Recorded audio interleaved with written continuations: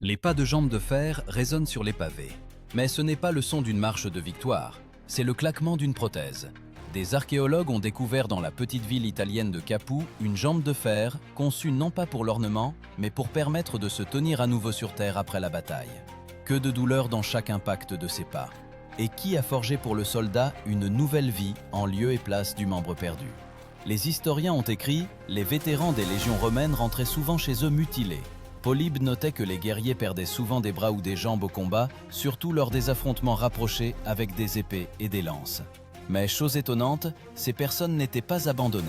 Dès le 1er siècle avant notre ère, l'État a commencé à allouer des compensations aux légionnaires estropiés, et les artisans créaient pour eux les premières prothèses, fabriquées en métal et en bois. C'est ainsi qu'est apparu le terme prothésis, du grec ajout. Il ne signifiait pas qu'un simple morceau de fer, mais un retour à la vie. Ces prothèses primitives ressemblaient à des sculptures mécaniques, des doigts de bronze, des charnières reliées par des courroies et des noyaux en bois pour amortir l'impact lors de la marche. Le poids d'une telle jambe pouvait atteindre 3 kg, presque comme un casque de combat moderne. Imaginez cette image, un légionnaire ayant perdu une jambe lors de la guerre des Gaules, se tenant sur la pierre brûlante du forum, le soleil se reflétant sur le métal poli et chacun de ses pas retentissant comme un défi au destin. Il marche à nouveau, même lentement, même avec douleur, mais il marche. Sa jambe de fer ne soutient pas seulement son corps, elle se transforme en un symbole de volonté. Selon les inscriptions romaines, les soldats estropiés pouvaient recevoir une parcelle de terre ou une pension, les praemia militiae. Mais tous ne se contentaient pas du repos. Beaucoup, malgré leur mutilation, retournaient au service, à l'arrière, au poste de garde ou à l'administration des camps. L'une des inscriptions découvertes dans la province britannique mentionne un guerrier qui, après son amputation, servait comme scribe. Il ne pouvait pas combattre avec une épée. En revanche, il rédigeait des rapports pour toute une légion. Des archéologues ont découvert les vestiges de plusieurs membres métalliques, mais c'est la découverte de Capoue, la jambe de Capoue comme on l'appelle, qui est devenue le symbole de l'ingénierie romaine antique. Elle est datée d'environ le 1er siècle avant notre ère et a été découverte dans la tombe d'un homme d'âge mûr. Par sa taille et sa forme, il est clair. La jambe a été fabriquée sur mesure pour une personne spécifique. Le métal était superposé sur une base en bois et fixé par des courroies de cuir, un système primitif mais étonnamment précis. C'était une époque où le métal pouvait être froid, mais l'humanité ardente, où l'ingénierie servait non pas l'arme, mais l'espoir. Et si de nos jours une prothèse est une affaire de technique, pour les Romains c'était une question d'honneur. Car un guerrier, ayant perdu un membre au combat pour Rome, ne devait pas devenir ni mendiant, ni invalide, ni oublié.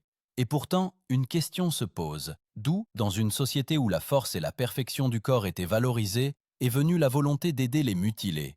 Qu'est-ce qui a poussé Rome à reconnaître la valeur de ceux qui ne pouvaient plus combattre, mais qui pouvaient encore faire partie de l'Empire? Tout a commencé avec une guerre qui a changé la compréhension même du corps et du devoir. Après la Deuxième Guerre punique, au milieu du IIe siècle avant notre ère, Rome fut confrontée à un nouveau type de perte, non pas la mort, mais des blessures mutilantes.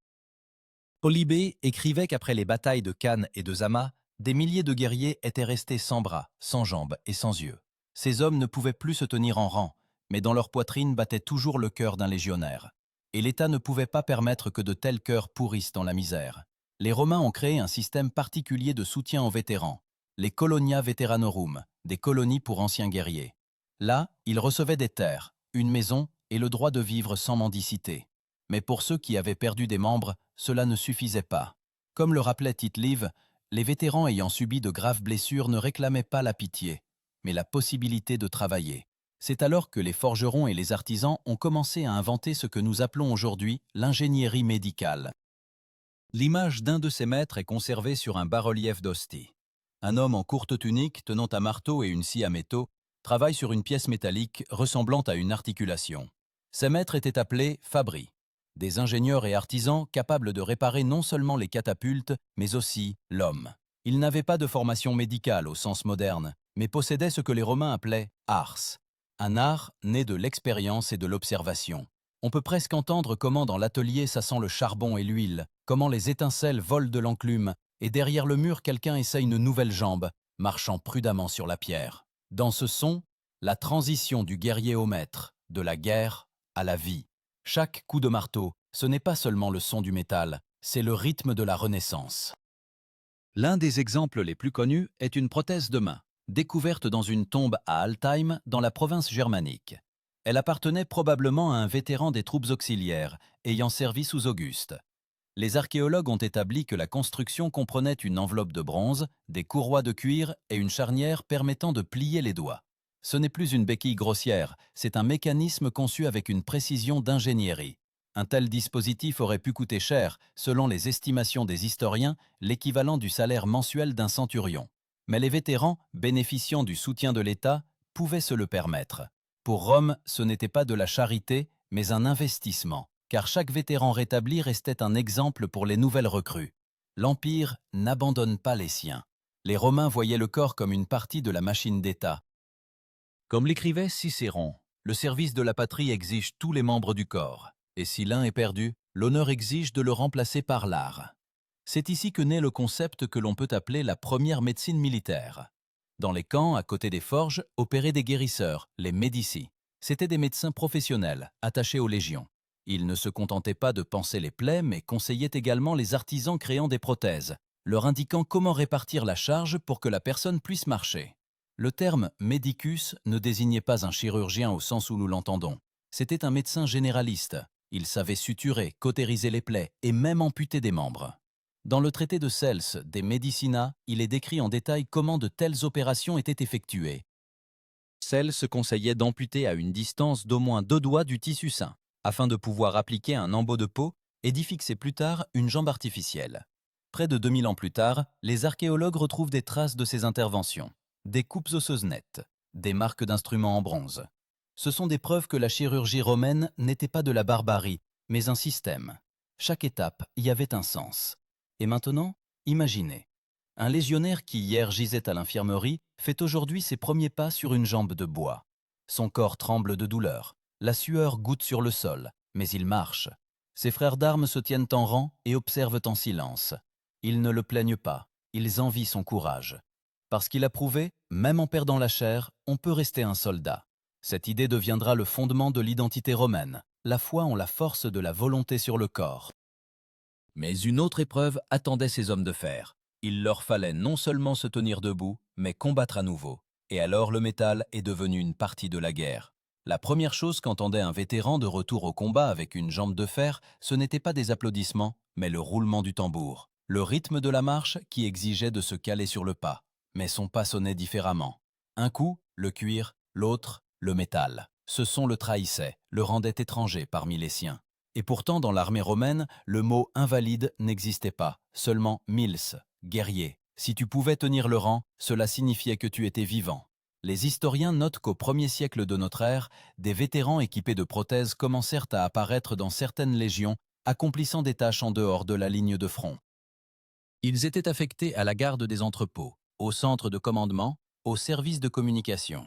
Pline l'Ancien écrivait que ces hommes faisaient souvent preuve d'autant de courage que les soldats de combat, car ils combattaient non par leur corps, mais par leur volonté.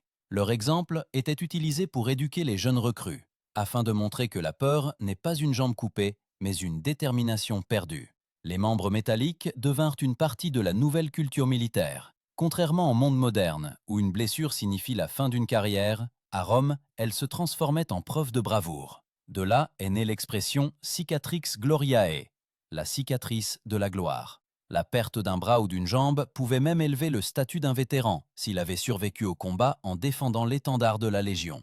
Les ingénieurs et les médecins commencèrent à perfectionner les constructions. Les forgerons commencèrent à utiliser le bronze au lieu du fer pur. Il était plus léger et ne rouillait pas. Des rondelles de cuir étaient insérées dans les charnières pour réduire le frottement. Parfois, les artisans intégraient aux prothèses des doigts mobiles, actionnés par des tirants en cuir. Tout cela était créé à la main, pour une personne spécifique. Chaque jambe, chaque main, comme une œuvre d'art. Dans ces détails, l'ingénierie romaine se manifestait autant que dans la construction des aqueducs, car les principes sont les mêmes. Équilibre, charge, élasticité. Les découvertes archéologiques de Pompéi montrent des ateliers où, à côté de statues de bronze, se trouvaient des ébauches d'articulations humaines. Ce n'était pas un voisin fortuit. Sculpteurs et forgerons utilisaient les mêmes méthodes pour recréer des formes idéales. Le terme qui décrit précisément ce phénomène est opus. À Rome, il désignait toute grande création, un temple, une fresque ou une arme. Mais quand le forgeron forgeait une jambe pour un vétéran, il créait aussi un opus, un travail où le métal et le destin se rejoignaient. Ce n'était pas seulement un artisanat, mais un service. Les Romains croyaient que le corps est le temple de l'esprit, et si le temple est endommagé, il doit être restauré. C'est ainsi que se forma la philosophie stoicorum, la résilience face à la souffrance. Les stoïciens enseignaient que la douleur est une épreuve, non une condamnation. Sénèque écrivait que la bravoure se manifeste non pas en ne souffrant pas, mais en souffrant dignement. Et les guerriers avec des prothèses devenaient des exemples vivants de cette philosophie. Sur le champ de bataille, ils ne portaient pas toujours d'armes, mais leur présence avait de l'importance. Un vétéran avec un bras de bronze pouvait inspirer toute une cohorte. Quand il s'avançait vers le rang, le soleil se reflétait sur le métal, et les jeunes soldats voyaient en lui non pas une mutilation, mais la lumière de l'honneur. Cet éclat remplaçait les mots. Les preuves archéologiques montrent que certaines prothèses étaient ornées de gravures, motifs, lettres, symboles des légions. C'était peut-être une façon de rendre son individualité au corps, de faire du métal une partie de soi. Dans un fragment découvert, on distingue le mot latin « spes », espoir. Le métal sur lequel ce mot était gravé conservait plus que la chair, il conservait le sens. De nombreux historiens débattent de l'ampleur de ce phénomène. Certains estiment que les prothèses étaient rares et le privilège des vétérans riches. D'autres, s'appuyant sur des inscriptions épigraphiques et des inventaires, affirment que dès Auguste, il existait des ateliers militaires où de tels dispositifs étaient créés pour les blessés. La vérité se situe probablement quelque part entre les deux. Les guerriers nobles avaient des constructions complexes, les simples avaient des béquilles en bois recouvertes de cuir. Mais l'idée était la même. Même après la perte du corps, l'homme restait une partie de l'armée. À l'époque de Trajan, au début du IIe siècle, la médecine romaine connut un essor particulier. Des hôpitaux de campagne apparurent, les valletudinaria. Ces infirmeries de camp disposaient de locaux séparés pour les traitements de longue durée. Là, les médecins et les fabris travaillaient ensemble, créant de nouveaux membres pour les vétérans. C'était une fabrique de renaissance, où le métal se transformait en prolongement de la chair. C'est ainsi que naquit la légende des hommes de fer, ceux qui avaient survécu à l'épée, mais ne s'étaient pas soumis. Et bien que leurs histoires aient rarement figuré dans les annales, leur pas résonnait dans chaque camp. Leur claquement sur la pierre rappelait aux jeunes soldats « La douleur passe, mais l'honneur demeure ».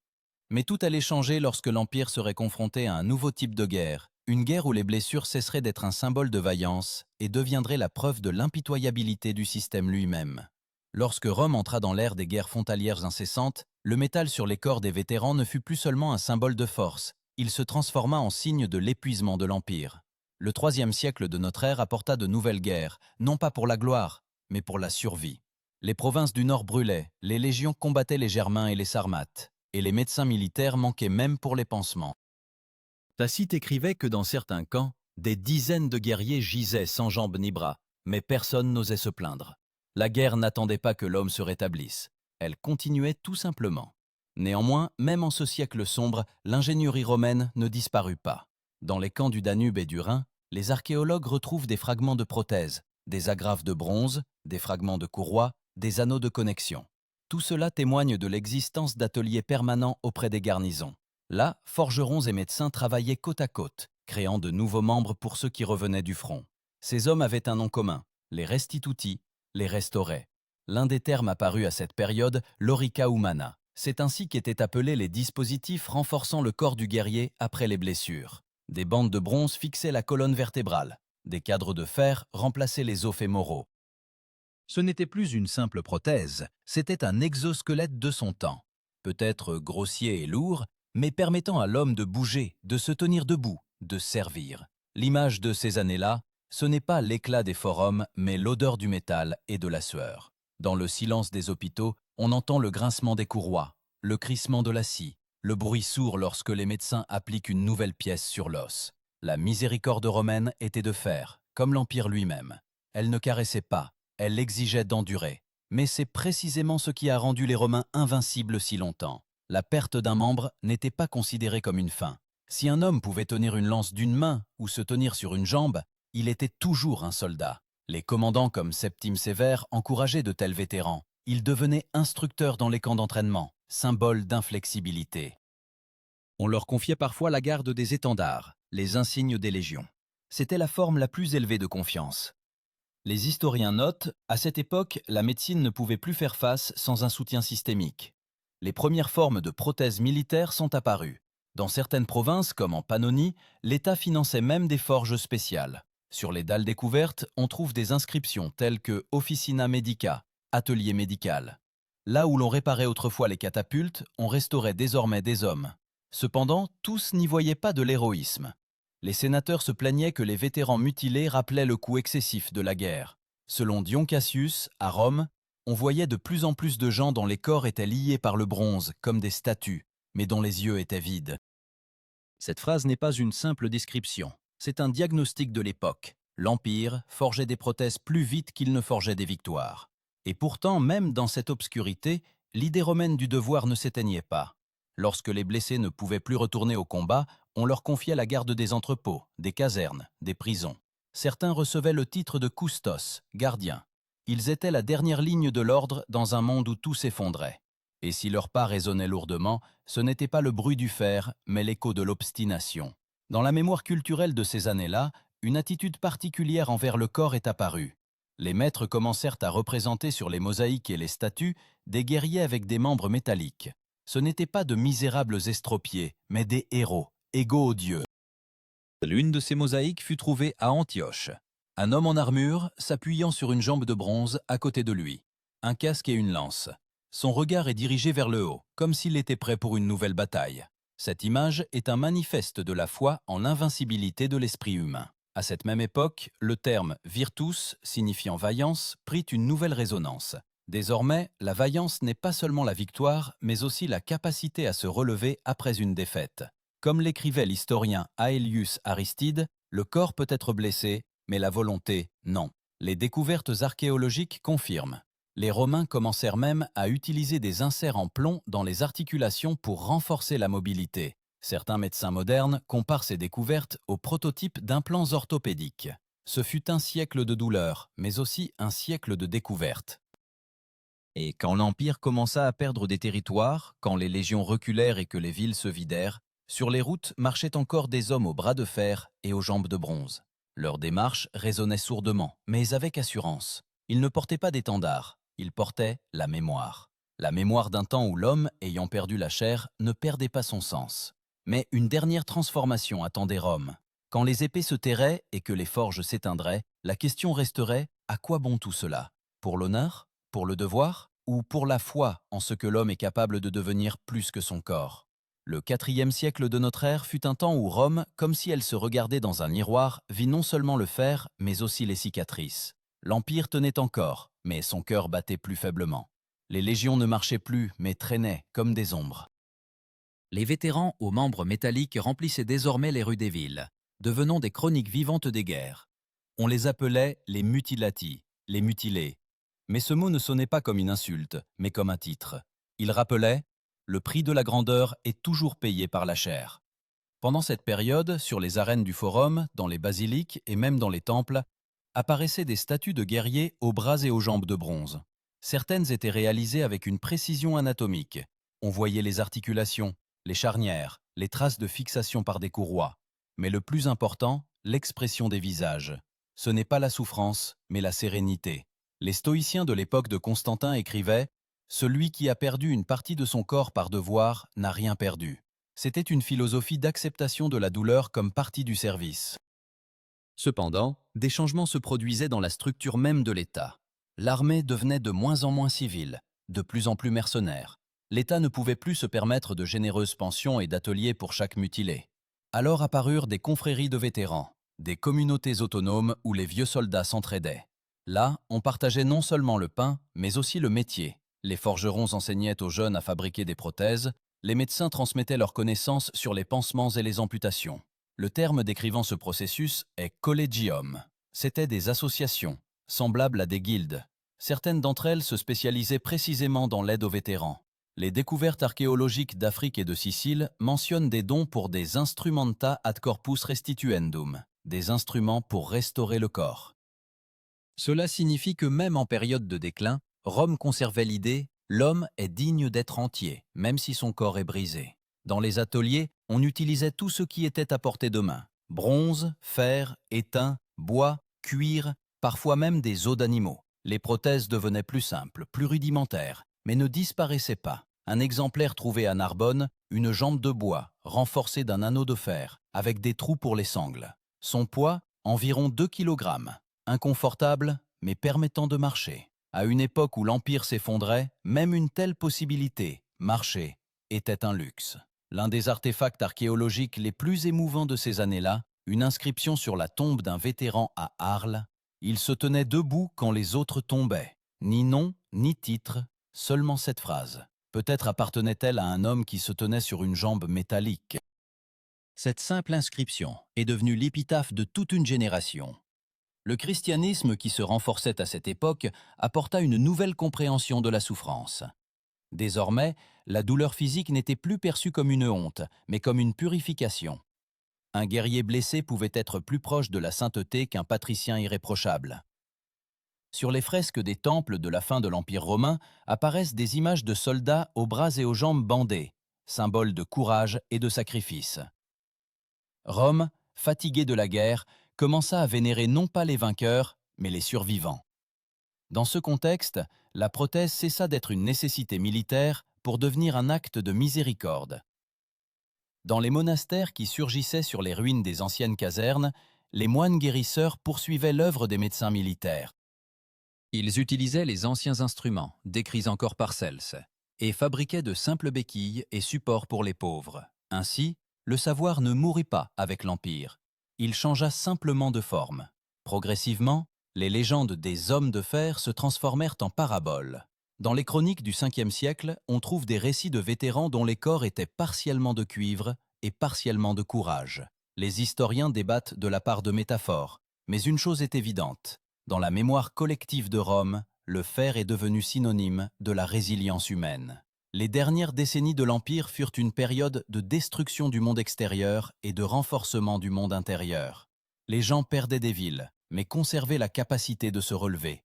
La prothèse, même grossière, grinçante, mais la leur, devenait un symbole d'indépendance. Un vétéran en bras de fer ne demandait pas de pitié. Il forgeait simplement une nouvelle vie, comme il forgeait autrefois une épée. Lorsque Rome tomba en 476, il ne resta dans ses ruines non seulement des colonnes et du marbre, mais aussi des fragments d'articulation de bronze, des éclats de supports de fer. Les archéologues les trouvent encore aujourd'hui, témoins silencieux que l'Empire pouvait tout perdre, sauf la capacité de renaître. Et voici la question qui résonne à travers les siècles. Qu'est-ce qui animait ces gens? Qu'est-ce qui les poussait à se relever après que le destin leur ait enlevé non seulement la chair, mais aussi l'Empire? La réponse est encore à venir, dans ce qui restera de leur esprit, lorsque le métal refroidira et que la mémoire deviendra légende. Lorsque le monde romain disparut, le fer se refroidit, mais la mémoire ne s'éteignit pas. Au fil des siècles, les légendes de guerriers aux jambes de bronze et aux bras de fer ne devinrent pas de simples histoires d'artisanat, c'étaient des leçons d'humanité. Les archéologues, en explorant les anciennes nécropoles, retrouvent les vestiges de ces prothèses et y voient non pas des dispositifs techniques, mais un symbole. La preuve que l'homme a toujours cherché à dépasser sa propre fragilité. Pour le scientifique moderne, chaque morceau de bronze est une réponse à la question que se posaient les légionnaires il y a 2000 ans. Que signifie être humain si votre corps est brisé? Les Romains répondaient simplement « Cela signifie continuer à marcher ». Leurs jambes de fer ne les rendaient pas surhumains, elles leur redonnaient seulement la possibilité de se tenir debout. Mais se tenir debout, c'est vivre. C'est pourquoi leur héritage n'a pas disparu. Les principes de répartition de la charge, les articulations à charnières, même l'idée d'équilibrage du poids, tout cela est devenu la base des prothèses modernes. Chaque pas sur l'asphalte, fait avec une jambe bionique, résonne en écho sur les pavés de l'ancienne Capoue. C'est de là, du claquement de fer sur la pierre, que commença l'histoire de la restauration de l'homme. Les philosophes disaient « corpus perit, animus manet », le corps périt, l'esprit demeure. Et, peut-être, c'est le sens principal de toute l'idée romaine, car les bras de fer et les jambes de bronze n'étaient pas un ornement de guerre, mais un défi à la mort. Maintenant, connaissant cette histoire, il convient de se demander qu'est-ce qui fait de nous des êtres humains, un corps intact ou une volonté inébranlable? Nous vivons dans un monde où la technologie a rendu la possibilité de marcher à ceux qui ne le pouvaient pas, mais l'idée même de la lutte est restée la même. L'homme de Capoue, qui marchait sur sa jambe de fer sur les cendres de l'Empire, et l'homme d'aujourd'hui, faisant son premier pas après une amputation, c'est la même personne, séparée non par le temps, mais par le matériau. Et quand le métal résonne sous les pas, il rappelle. La véritable force n'est pas dans le bronze ni dans l'acier. Elle est dans le cœur qui continue d'avancer, même quand la terre tremble sous lui.